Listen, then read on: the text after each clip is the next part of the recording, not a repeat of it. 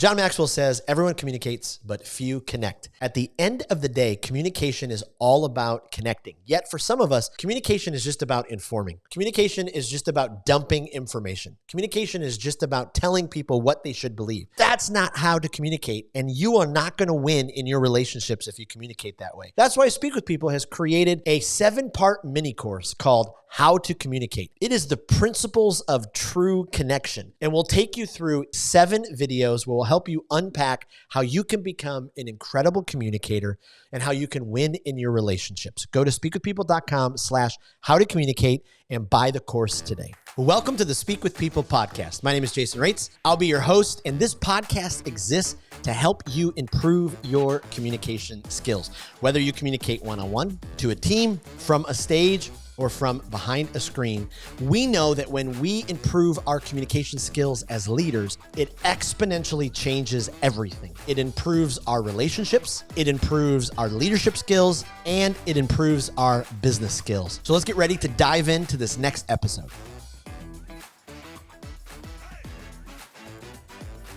Well, what is your purpose? What is my purpose? When was the last time you actually sat down and you thought about that? Are you able to communicate what your purpose is when someone asks you? Well, if you've been struggling to figure out what your purpose is, you've been struggling to figure out how to tell people what your purpose is, you're in luck, because today I get a chance to interview an author. I get an interview to a multiple TEDx speaker and founder of the Purpose Company. She's also co-author of The Purpose Factor, and I am so excited to have Gabrielle on the podcast today. Welcome, and thank you for being on the Speak With People podcast. What is up, friend? I'm so honored to be here. Thank you for sharing your community with me. Absolutely. Absolutely. Well, I love it. Well, I'll tell you, you have been, your company, you guys have been popping up in my LinkedIn feed for a little while. I followed some of your stuff. I've actually signed on to one of the webinars. And so I appreciate all you're doing to pour into leaders and all of the amazing content that you're just providing. So thank you for that. Yeah, well, no problem. Doing the work. Well, it's one of those things. I think that when you have the insight into something, once you've experienced something, you have the authority and also to the responsibility to share it. And so we started the Purpose Company with that basic premise that we had discovered a system to find our own purpose. And we felt like it was so selfish not sharing it. Now, at first, when we went through that process, it was like, we wanted to be kind of selfish. Like, this is just us. This is like our secret weapon. But then when you see people out there struggling with what's next, trying to figure out what direction to go, having big dreams, but no idea of how to actually make it happen, we knew at that point that it was time for us to really take this system that we call the Purpose Factor, and launch it into the world. Well, I love that. Well, hey, before we hop into just kind of diving into that, why don't you kind of give our listeners a little bit more of your story and who you are, what you do, where you're from, all that kind of stuff. Yes. So I really kind of started this journey of becoming an accidental purpose expert. You don't really go to school for something like that. In fact, I think I did the opposite. I studied politics and religion. So two things you're not supposed to talk about at Thanksgiving holiday dinner. I was like, I'm going to double up on those things. And I thought really, like most people going to college, that I was going to change the world. Like that's how I was going to do it. As I was like, faith's really important to me. I'm a policy nerd. I was like, that's how I want to change the world. And I got into politics and realized, whoops, I'm the problem, not the solution.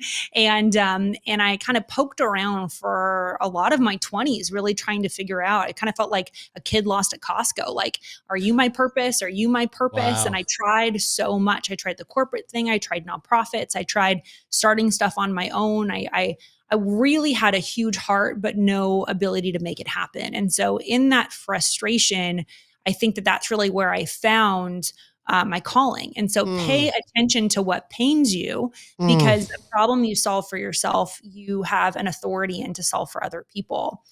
And I had this moment where I was at a conference, and I was paying to go to this conference, and I was sitting in the back, and there was a guy standing on stage, and I'd always known that I loved to speak. I was the kind of kid that I did a lot of speech and debate. I did anything I could to I was always the one raising my hand, asking a question. Like I just loved to be in front other people. Now you take these personality assessments and they say like you're a leader, but at the time I was probably like the obnoxious kid in class. Right. Now it's like spun up as something positive. At the time I was like just, a nerd who liked to hear myself talk, like the chatty redhead. What's up with that one? And but I was sitting in that conference looking at this person, and he was giving my message. He was getting paid to speak, and I was paying to watch him speak. And in that moment, I had this frustration. And at first it felt like ego. Because I think sometimes our calling can feel like ego, like this false humility comes over, like, no, he's probably got his PhD in speaking. Like he's probably been doing this forever. But the truth is none of those things were factual. It was just my insecurity and my false humility waiting to be discovered was my only game plan, instead of believing enough in myself and my solution I could help people with to actually kind of cross over. So I talked to him afterwards. I pulled him aside and I said, hey, I want to do what you're doing. And huge shout out to him, Tim Elmore, love you. And he said, hey, if you want to do what I'm doing, I'd love to be able to help. And so that doesn't always happen, especially in the speaking world. A lot of times people see you as competitors. This incredible man who is still, an incredible figure in the speaking space. He answered my questions and he pointed me in the right direction. And he was not threatened by this 20-something who had a big dream, but I had no topic at the time. I had no idea what direction to go. And I think sometimes we get frustrated along our journey of purpose discovery because we just kind of see, we see almost like a shadow of our purpose. And so we kind of bump around trying to figure out what that was. And if you don't realize that sometimes that's the journey itself. Like I remember I used to sit and pray, I just want a mentor to tell me exactly what to do. And I've had incredible mentors, but I really felt like if a mentor did get shown to me, I would have done everything they did instead of trying to figure it out on my own and now teaching other people what I now know. So it was that journey, that moment for me made a huge distinction. I went home after that conference. I wrote my book, 5 Millennial Myths. I was like, this is kind of the thing that I see. This is the problem in the world I want to solve right now. And I wrote this book and then kind of just started pedaling it from the back of my Infiniti two-door car. Anytime I could, I would go to a networking event. I'd talk to somebody. I'd talk to strangers. And that's kind of how I started my career. Is I went to events and I talked about who I was, not what I did. I was still working full time as a fundraiser for a nonprofit, and not a good one at that. And I remember everything changed when I just would say I'm an expert on millennials. And I didn't believe it. I thought people would laugh in my face. I thought people would say, prove it to me. Where's your card? All of those things. But no one ever did that. They just wanted to know more. And so that's kind of how I started. And here I am. Wow. That's incredible. Well, I mean, okay, there's so many things to unpack there from your story. I'm furiously taking notes here. So one is, I love that you love to speak at a young age. Was something instilled in you? Did parents, push you? Did teachers push you? Or was it just something that, it just happened? I would love to know your journey on that. Yeah, I think I was just a weirdo who loved to talk. I mean, my name's Gabrielle. My name means messenger. Everyone calls you Gabby because you talk a lot. I mean, I think that God just had a really funny sense of humor with naming me. But I mean, I remember being a young kid. I'm the youngest, and shout out to all you youngest. And I remember sitting my family down at any holiday, and I would have, I wanted to be a stand-up comedian. So I'd be practicing my bits in front of them. And I would just be looking for feedback constantly. And I just really loved the spoken word. I was exposed to what we now call motivational speakers, but thought leaders back in the day, like Earl Nightingale and Jim Rohn and Tony Robbins. My mom would go to these personal development things for work and come back with tapes and CDs and books. And I would steal them from her when I was in middle school. So I think I had a natural proclivity towards it for sure. It doesn't mean I was good at it. I mean, I had to go to speech therapy. No one could understand me. Yeah. So you can have a desire to do something and no skill. Because I think sometimes people are like, what are you passionate about? But you can be passionately bad. And I was definitely passionately bad about speaking for quite a long time. But I think when I looked at history, the people I looked up to the most knew how to talk. Mm. And I thought, if I want to change history, if I want to make history, I have to learn how to become an orator. Yep. Well, it's, time and time again, I think the one that's quoted the most is the Harvard Business Review, where, more often than not, people are promoted more rapidly. They receive the most pay raises, more leadership, are the ones who can effectively communicate. And so Exactly. it's just so incredibly important. So go back to Tim Elmore for a second. Just an amazing researcher, communicator. He's able to put so many things into place for so many people. Did you know that he was kind of because you wrote your first book, 5 Myths with Millennials. He does a lot of work in teaching with the age groups and all that kind of stuff. So at the time, Did you know that that's kind of, or did he inspire you through that? Or is that just, your book is just kind of inspired from what age you were in and where you're going from? Yeah, I think I already knew that I wanted to speak on millennials for sure. I had actually written my first book when I was 17 and we weren't even called millennials at the time. So I knew that I wanted to be in that space. I didn't know you could make money at it. And so I think it was a good example. I was like, oh, this isn't just a weird hobby I do on nights and weekends. I can actually do this. But I think that seeing what's possible, and that's why role models I think are so important, is if you see what's possible, it unlocks possibility inside of your head. And seeing someone impact others in a very real way really caused me to think, oh, I don't need to do the traditional path, because that's what I was doing. I'd gotten my master's. I was like trying to rise up the ranks. I thought, I can, I was actually in the process of being interviewed by different PhD programs. I thought, if I want to be taken seriously, I need to do serious things. Instead of what I now understand is, to be taken seriously, you need to have a serious solution. And so it wasn't really studying more that I needed to do. I needed to test stuff out. And so the theoretical wasn't helping me, and it wasn't helping anybody else. And I realized, I could go get a PhD. And there's so many people who do incredible work with doctorate programs. I think it's incredible. For me, in my experience, I knew I was going to be wasting valuable learning years sitting at a desk versus actually trying stuff out in the market. Because when you're dealing with something, in my case, like generational research, it changes so quickly that I really wanted to I wanted to leverage my age as well, because no one was really 25 speaking about 25-year-olds. It was pretty rare at the time. Right. And so I looked at what made me different. And instead of using that as an excuse, I used that as a differentiator.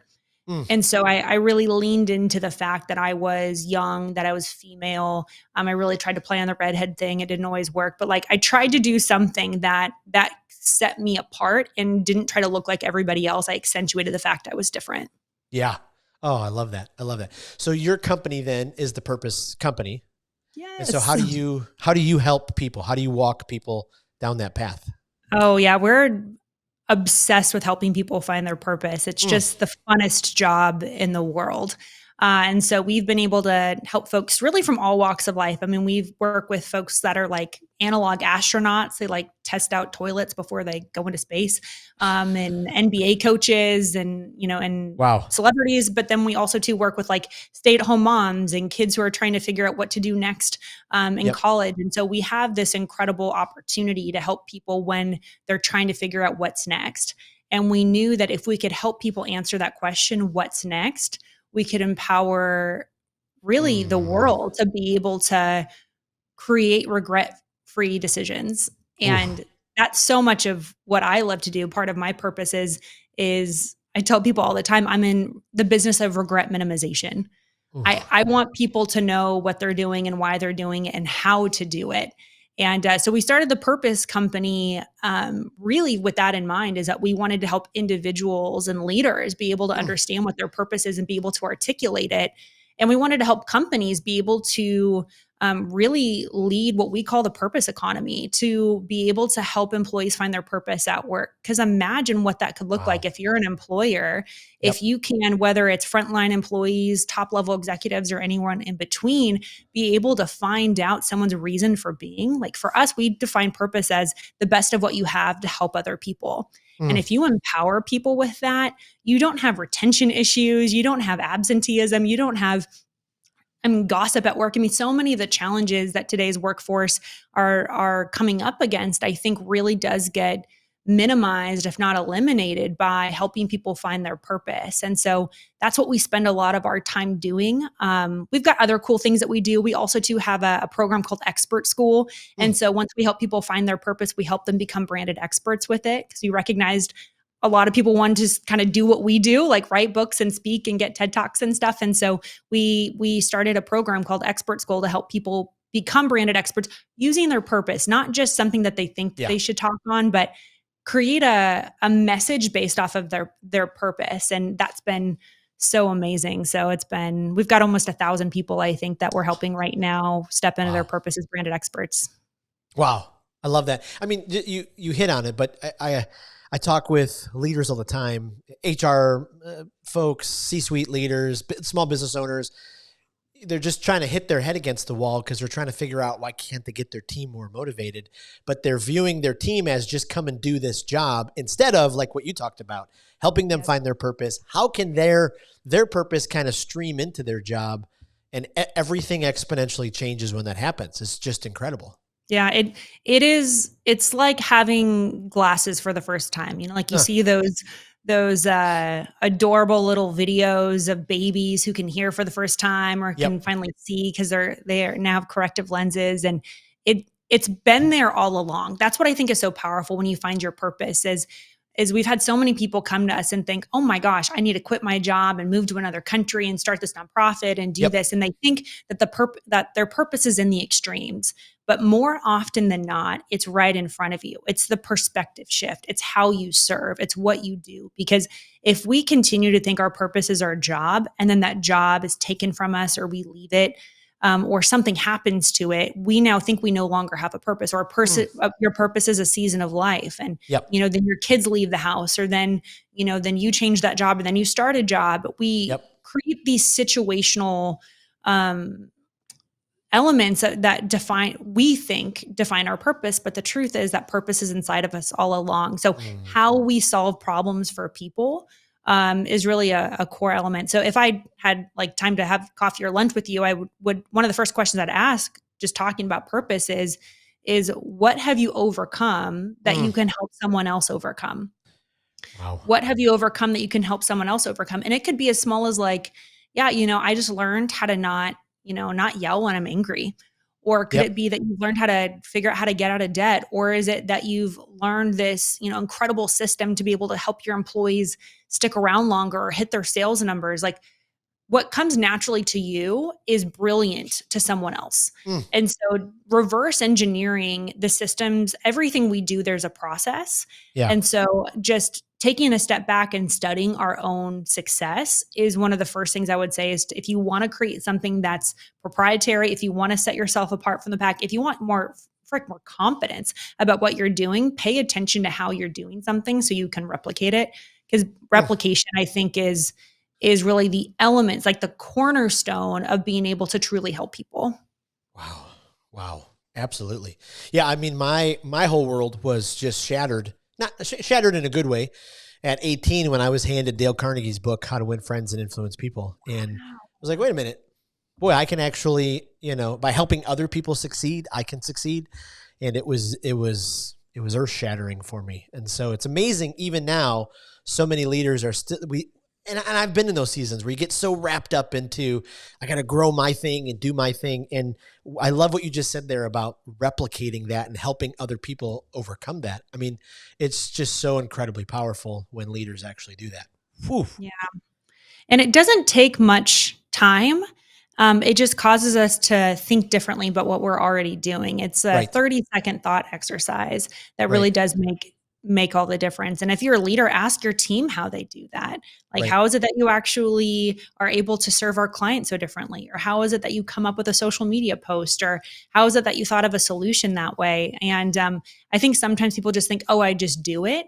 But by doing that, you not only minimize the art of service, but I think that you also too are selfish because you're not teaching other people to do what you do. Ooh. Wow. Well, your book, The Purpose Factor, it's stuck in Amazon world, so I wanted to have it. But I can't wait we'll put it in we have a Speak with People community group for leaders kind of all over the world and put it in there. But as I was just kind of reading what I could about it, I love just the path that you guys take people on to help them find extreme clarity for their lives. I mean, it's just amazing how, even in my own life, how long it took me to try to find some of that clarity. Why is it so important for leaders to really do the investment to find that clarity? It's the thing that makes everything else easier. So when you get clarity, everything seems to really fall in line. And I think that clarity is the accelerator of success. Ooh. Because you can move really quickly in a direction, but if you don't know it's the right direction, then you're just running towards a wall. Yep. So I believe that time is the most important resource any of us could have. Just, you spending time with me today, that's an incredible resource. And I'm so thankful for it. Time we spend with our families, time that we spend studying, time we spend on reflection, our health, everything. If you look at your calendar, your time reflects your priorities. And so if we can accelerate time, what more of an impact could we have? So clarity, I think, is so important. And clarity isn't something, it's not a one-time event. Clarity is a constant check-in. I mean, so many times, because I run the business with my husband, so many times we're going in a direction, we're constantly checking in. Is this right? Is this right? Until we have a system of questions that we'll ask to make sure we're on the right path. And that's what clarity looks like as well. I think sometimes we think clarity is a sunset moment. We think that it's, in the extremes, but truthfully, it's just the 1-degree moves that we're making that I think make the biggest difference. It was interesting. We were talking with John Maxwell, who's just incredible. Talk about speaker, author extraordinaire. He's a mentor of ours, and so we were talking to him about decision making and the power of making good decisions. And have you ever met someone who, like, you're talking about something and they're like, that idea is good, but here's something else, and their idea is like way better? That's John Maxwell for you. You're like, I thought I had a good idea, but never mind. And we were talking to him about decision making, and he said, yeah, decision making is good. He said, but I think the real challenge is decision management. He said people can make bad decisions and they can recover from them if they know how to manage them properly. But people can make good decisions and manage them poorly, and then the result is still negative. And I thought, what a profound perspective shift. And that's where clarity comes in, is clarity isn't just the moment of making a good decision. It's, are you checking in on that decision? Are you managing that decision well? Yep. And I think that's why coming back to clarity is really important. Hey friends, as you know, one of our core values to Speak with People is to be obsessed with your success. We wanted to present with you a couple of options to help you succeed. I know you can go to Google. I know you can go to Amazon, but Speak with People has created an online, ever-growing library of the best resources that will help you grow as a leader or communicator. Go to speakwithpeople.com/skills library, and you can get access to this ever-growing Google spreadsheet of all the best books, podcasts, YouTube videos, TED Talks that we can highly recommend for you to be able to grow in your communication and leadership. Maxwell has so many incredible books. I mean, his latest on communication is, another mastermind. But years ago, he wrote that book, Everyone Communicates, But Few Connect. And just so powerful, right? Because leaders, we communicate so often, but I find not as many leaders take the time to really dive into their communication to actually check if their communication is actually connecting with someone. Yes. It's just so powerful when we're able to do that. And that's the responsibility I think that all of us have as communicators. I mean, whether you're communicating as a parent, as a manager, as a professional communicator, you can feel really good and walk off the stage or walk out of a conversation and it didn't land. And it's not in the performance, but it's in the penetration that really determines how well you actually did. Did they get it? Did they capture it? Can they talk about it later? I mean, really, it takes so much time on the front end as a communicator to make sure that what you're saying is landing. Yes. And so just asking questions around the audience, like whenever I go and speak at conferences, I'll ask to talk to 2 to 3 people who are on the board or on the team or who were past attendees. I want to know what's going to land. I want to know what they want from it. I want to know, what their greatest hits were, because that way I can come in and what I'm saying feels native. I don't want it to feel foreign and that they're like, oh, great, here's another speaker or consultant or someone telling us what to do from afar. I want it to feel like, oh, she gets us. She's one of us. Ooh. And that's just a basic of communication, is just like I talk about all the time, be curious, not critical. You can go into a room and say, well, they're not getting it, rather than saying, well, why aren't they getting it? Yep. You can ask the same question with 2 different tones and get 2 very different outcomes. Yeah. Oh, I love that. I love that. So a leader then, kind of going back to your book, The Purpose Factor, we've walked through, we've obviously accelerated all this for this conversation. Highly recommend folks, get your book. We're going to link it all so people can grab it. But okay, I'm now getting a sense. I got some clarity. This new freedom. I know why I exist. What's those first steps in communicating it? Because I know probably for some, they're like, am I ready to tell the world? Who do I start with? What if they push back on me? All that kind of stuff. Yeah, I think once you get clarity about who you are, you need to next find out who you can help. Oof. Because you can't help everyone. Yeah. So once you identify your who, like Simon Sinek did a brilliant job of introducing a great question, which is why. And why is really your motivation. Yeah. Like your why could be, losing weight to make your ex jealous, or it could be to, solve world hunger. Like you can have really different types of whys, but your who is really powerful, because your who will help determine how that next step looks. Because if your who is your children, that's going to look very different than if your who is your community or your who is your team.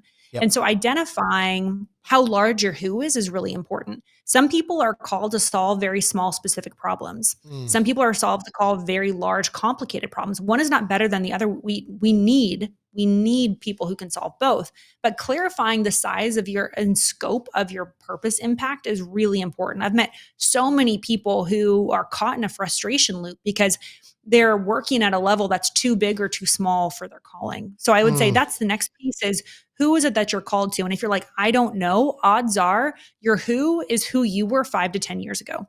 Oof. We are most called to people who are like us, who are struggling like us, who are putting in situations that we can empathize with. And so if you are struggling with, I don't know who that is, look at who you were 5 to 10 years ago, because odds are you can help them solve that problem because you've already solved that problem for yourself.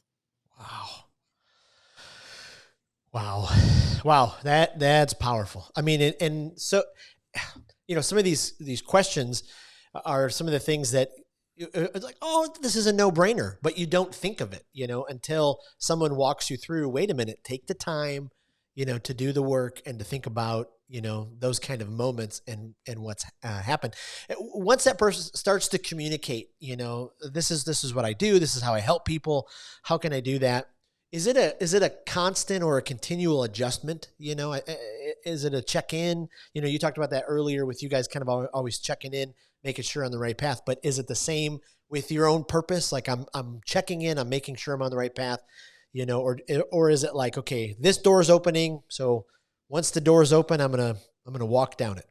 Yes. So it's kind of both and. I hate to give you kind of an attorney's answer, but just like anything, you're stewarding something that you should be checking in with. And so it's hold tightly to the vision and loosely to how you get there. Because I meet so many people who get so lockjawed on, this is the one thing I have to do right now. And their head is down, which is powerful, but they're missing a huge opportunity. They're missing a relationship. They're missing a new piece of data. They're missing a change in the market. And so it's holding both of those things in place. Now, I'm a big fan of single tasking, I'll tell you that. So what do I mean by both things must exist?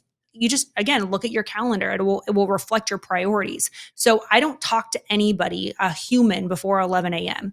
And so that means that from about 6 a.m. to 11, I'm dead set on the one thing I need to do that's going to make the biggest impact in my life and my business. Yep. And so that is me tasking and focused. But the rest of the day from, 11 or so on to about 6, I'm meeting with people, I'm adjusting, I'm gathering data, I'm talking to industry leaders, I'm learning, and I'm leading my team, I'm coaching, I'm doing all of those things. And so both of those things can and should exist. So and good. so you need to be focused on what you're working on. You shouldn't be, changing it constantly. Know what's the one thing that you need to do that week that's going to make the biggest impact.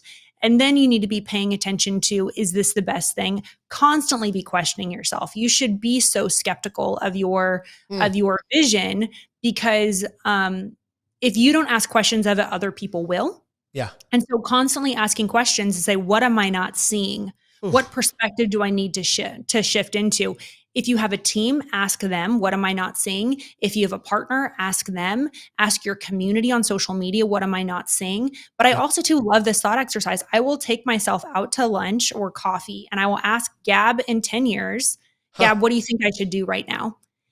Because we have far more wisdom inside of us. Sometimes I'm trying to solve a problem with Gab in this year, in 2024, she's trying to solve the problem, but Gab in 2035 has way more wisdom.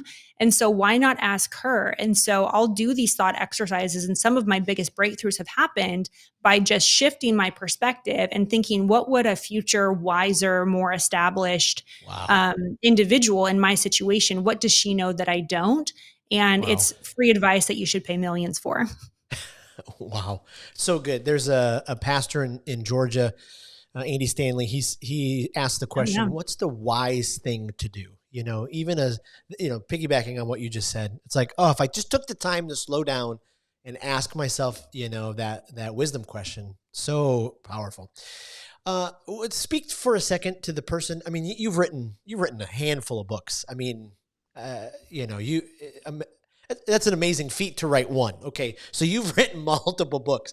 What advice would you give someone who's trying to, get their first book done? All the voices, Vanessa Van Edwards calls them the demons in their head, are telling them, no one's going to read this. It's not worth your time. Stop it. What advice would you give that leader who's just trying to get that book done? So we did something really powerful. We do an event every year called Book Camp. And so we help people write their book over 4 days. And I'm so obsessed with it because I think a lot of people want to write books. They feel called to write books, but they don't know how. And so talking about clarity, you won't start something you don't know how to finish.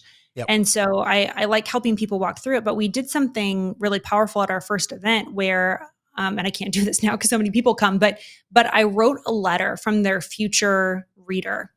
And I said, this is before they'd even written their book. And because I knew that there had to be a worth it factor.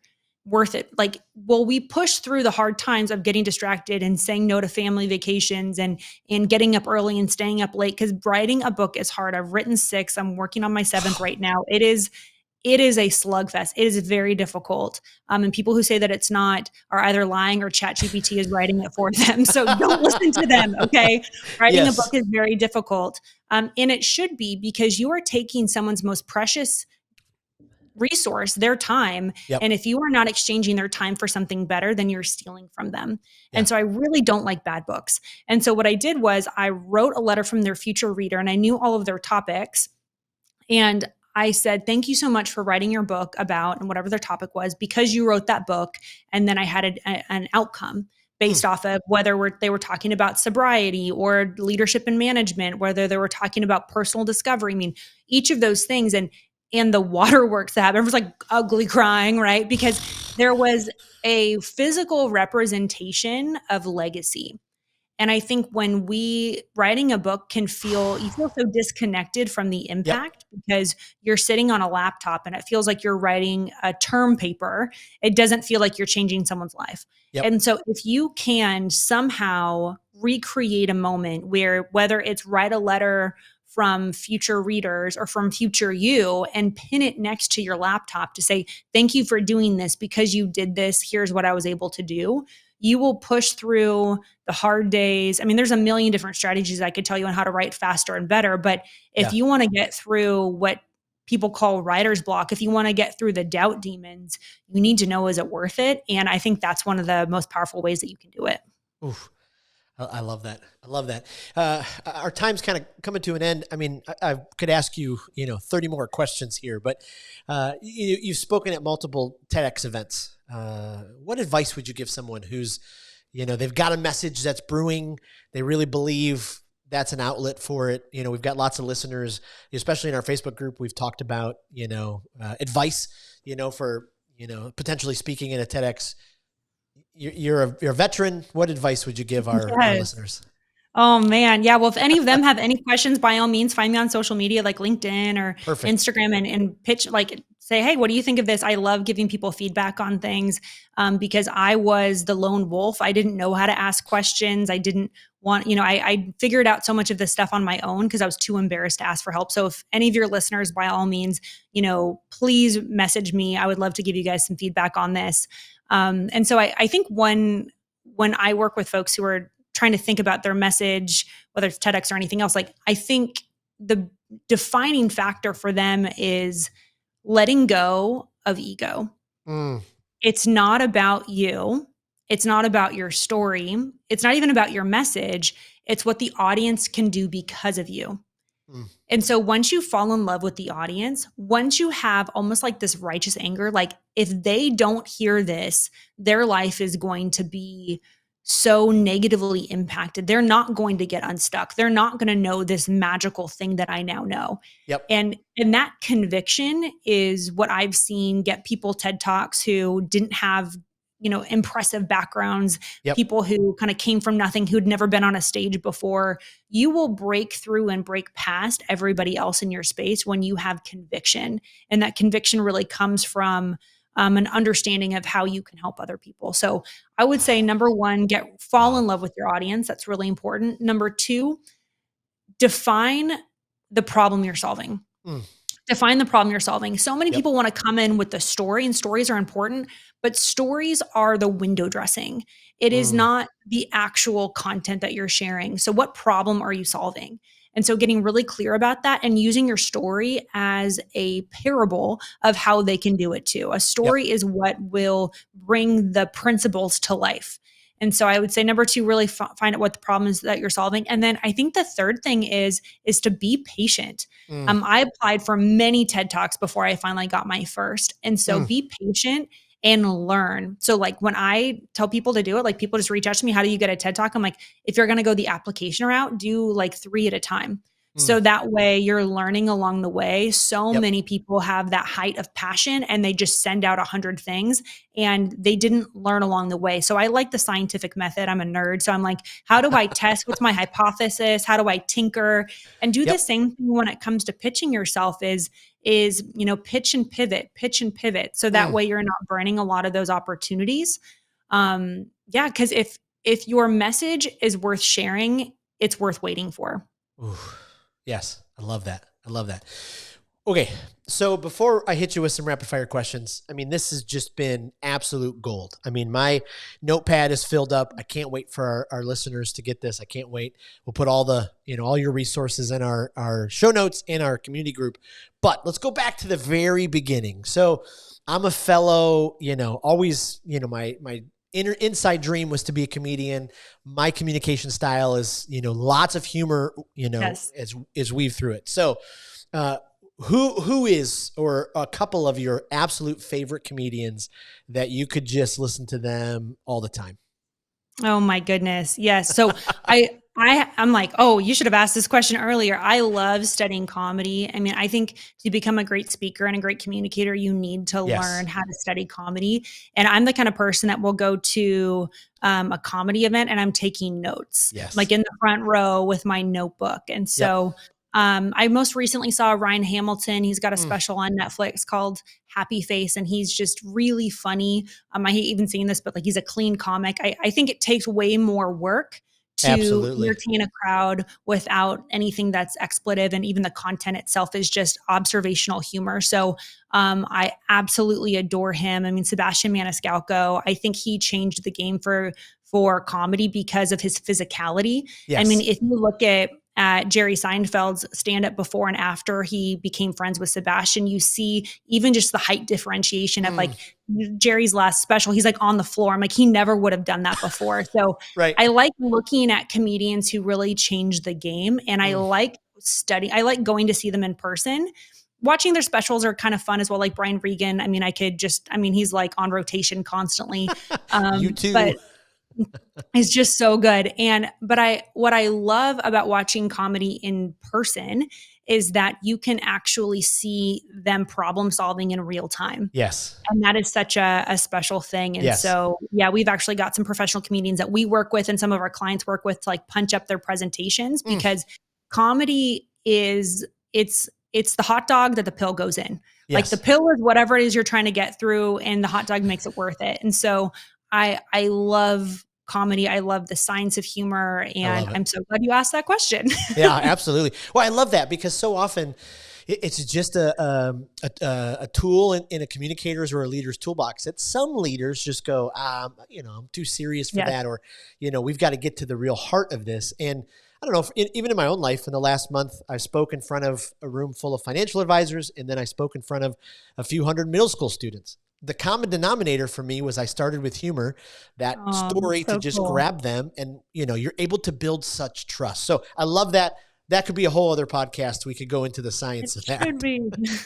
So a couple rapid fire for you. We're building a library. So we're hitting 100 episodes. When this airs, we'll have already aired our 100th episode. But we're putting together a library of what all the amazing authors, and we had just incredible people on here.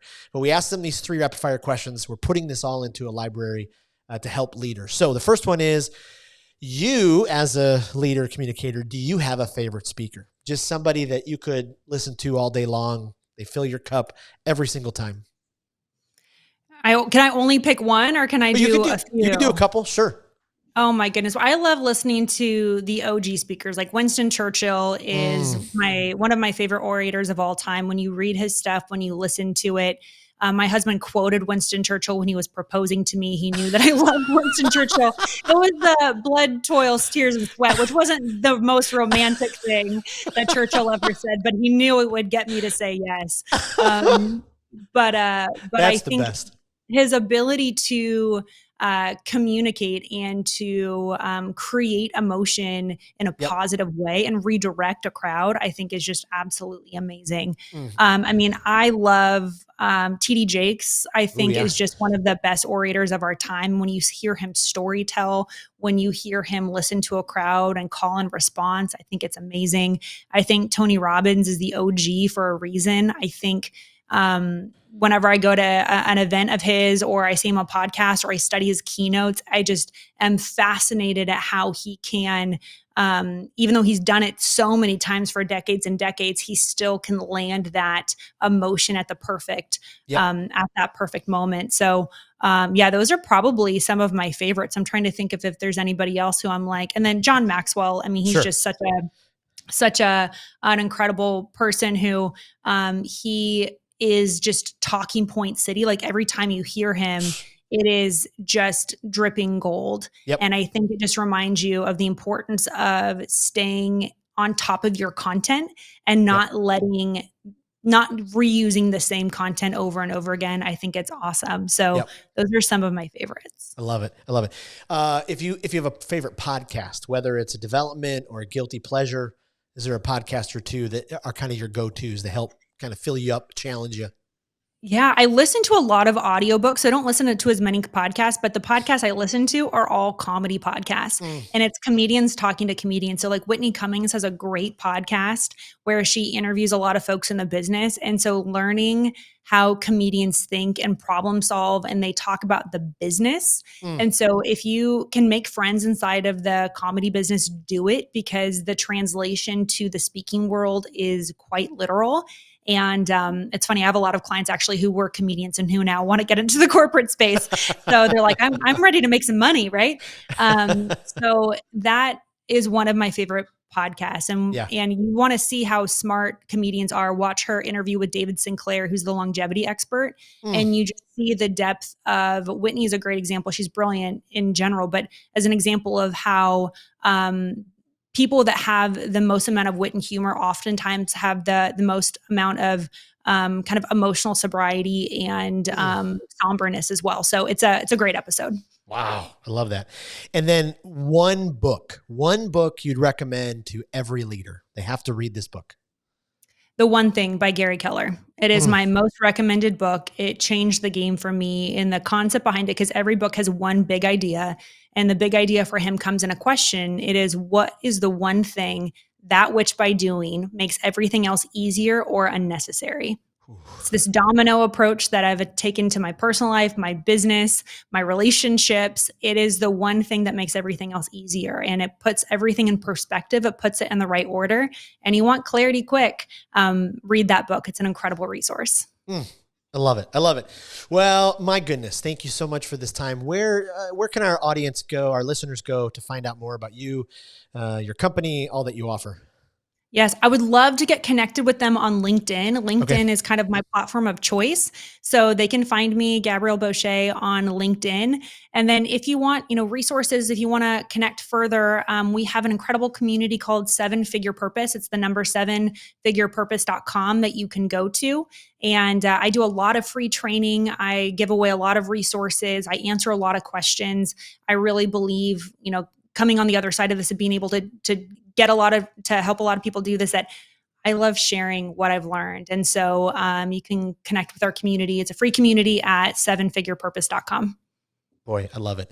I love it so much. Thank you. And thank you to our listeners. We'll put all of that information in the show notes and in the Speak with People community group on Facebook, so you can dive into each of it. And I can tell you just how impactful all of their resources are, just from my own personal experience. So looking forward to having it. Thank you again for being on the podcast, and so much, just appreciate you pouring out so much of your wisdom and insight. So appreciate it.